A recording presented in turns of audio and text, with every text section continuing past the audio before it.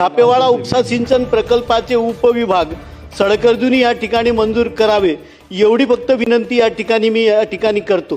त्या अर्जुनी मोरगाव विधानसभा क्षेत्रातील मंगेझरी, चुलबंद, कटंगी, टेंगेपार पासून तर कनार पायली ते नवेगाव बांध या तलावाच्या वितरिकेचे काम केव्हा सुरू होईल हा मोठा प्रश्न आहे।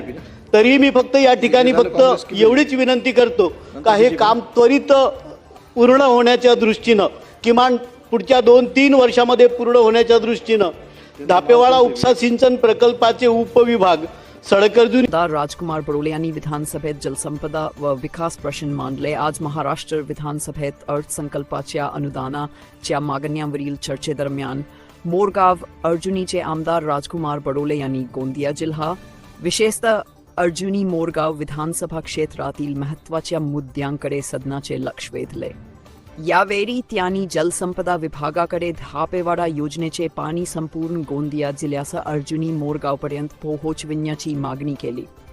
वैनगंगा नलगंगा नदी जोड प्रकल्प सुमारे 7,000 कोटी रुपयांचा असून त्यातून गोंदिया, गोरेगाव, सडक अर्जुनी, अर्जुनी मोरगाव आणि साकोलीपर्यंत पाणी उपलब्ध करणे आवश्यक आहे। मात्र प्रत्यक्षात पुरवण्यात येणारा निधी खूप कमी असल्यास हा प्रकल्प पूर्ण होण्यासाठी किती वर्षे लागतील याबाबत चिंता व्यक्त केली। अर्जुनी मोरगाव विधानसभा क्षेत्रातील मंगेझरी ते नवेगाव बांध या वितरिकेचे काम तातडीने सुरू करण्याची मागणी करण्यात आली।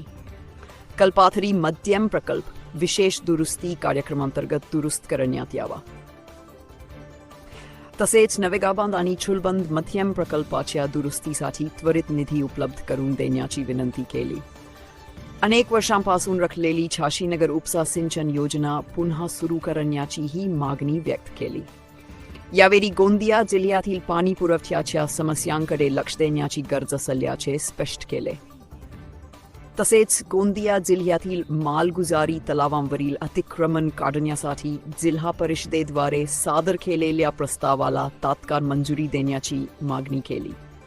गोंदिया व भंडारा जिल्हा वेगळे होऊन 40 वर्षे झाली तरीही काही गावे भंडारा जिल्ह्यातील तालुक्यांच्या पोलीस ठाण्यांशी जोडलेली आहेत। त्यामुळे नागरिकांना मोठा त्रास होत असल्याने ही गावे संबंधित पोलीस ठाण्यांमध्ये हस्तांतरित करण्याची विनंती व्यक्त केली।